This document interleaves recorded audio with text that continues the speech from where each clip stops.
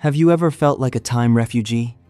You're too young to fully vibe with the hardcore nostalgia of Gen X, yet you feel way too old to be hopping on TikTok trends as naturally as Gen Z.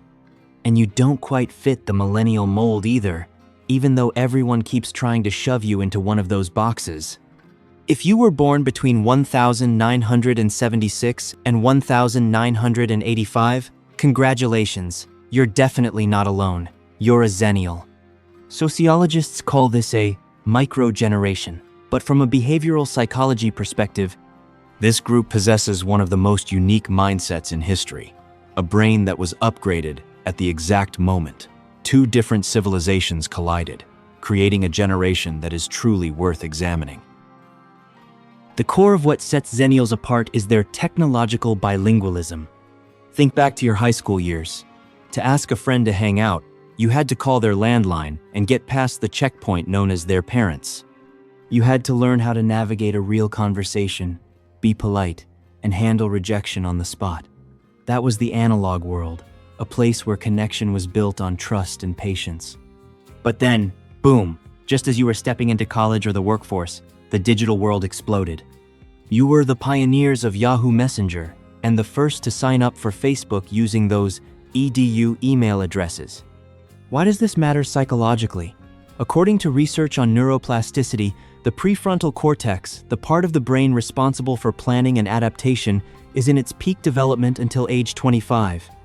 Xennials experienced this massive tech shock right when their brains were in their most open state. While Gen X often views technology with a hint of skepticism, as just another tool, and millennials see it as the air they breathe, having no real memory of life before it, Xennials have absorbed both. They are the only ones who can meditate for an hour without a phone, yet still troubleshoot software or run a complex digital marketing campaign without breaking a sweat. Here is the point I want to emphasize most: the freedom from a digital footprint. If you're Gen Z, every time you got a little too drunk, every bad haircut, or every cringy comment you made at 13 is likely stored forever in the cloud. Psychology calls this digital permanence.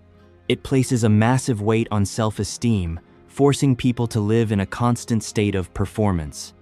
But for Xennials, it was different.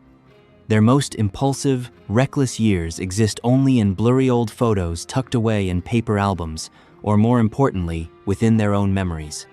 Human memory is inherently fluid. Our brains have a natural healing mechanism. They blur the sharp edges of pain and tint our favorite moments with a nostalgic glow. Because Xennials don't have 4K video evidence to contradict them, their memories are allowed to evolve into something more positive. This creates a psychological stability and a lower level of anxiety compared to later generations who live in constant fear of their past being reseeded or unearthed. But don't make the mistake of thinking it's all sunshine and rainbows for Xennials.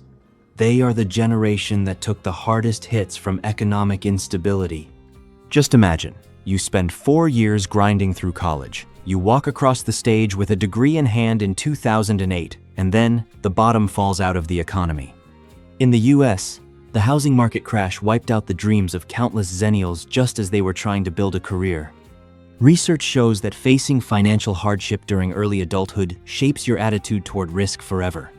This is why Xennials tend to be more pragmatic than millennials.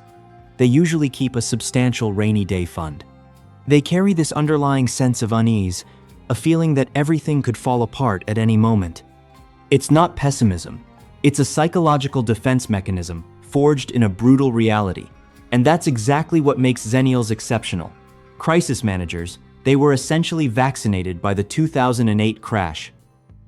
In the heat of online debates, we often see a sharp clash between Gen X, the whatever generation, and millennials, who are often labeled as the sensitive, entitled generation. Xennials sit right in the middle, acting as cultural translators. They get why their Gen X boss prefers a direct phone call over a text, but they also empathize with why their Gen Z employee might have a mental health crisis over a single negative comment online. However, this role comes with a price: a sense of displacement. Xennials often feel like they don't have a true generational home. They're too modern for their older siblings, yet too traditional for those younger than them. In psychology, this state is known as generational liminality, the feeling of existing in a threshold between two worlds. So, what can we actually learn from Xennials?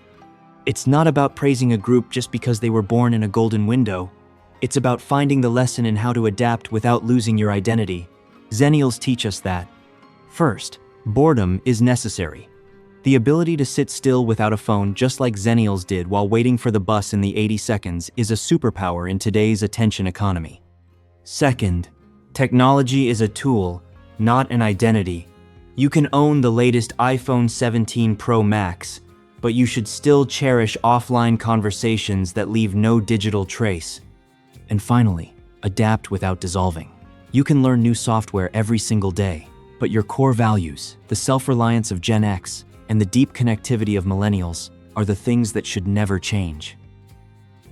Perhaps Xennials are the last generation to truly know the flavor of the world before it was encoded into strings of zeros and ones. They carry within them both the raw grit of the analog era and the sleek polish of the digital age. If you're a Xennial, stop worrying about not fitting in. You are the bridge. The world needs your perspective to remind us that before the internet, we still lived, we still loved, and we still found our way home without Google Maps. Do you see yourself in these descriptions? Or are you a Gen Zer looking at Xennials like they're some kind of alien species? Leave a comment about the moment you realized the world had changed forever. If this resonated with you, I'd really appreciate you subscribing to the channel. I've got a few more videos lined up, different topics, but the same level of depth. I'll see you in the next one.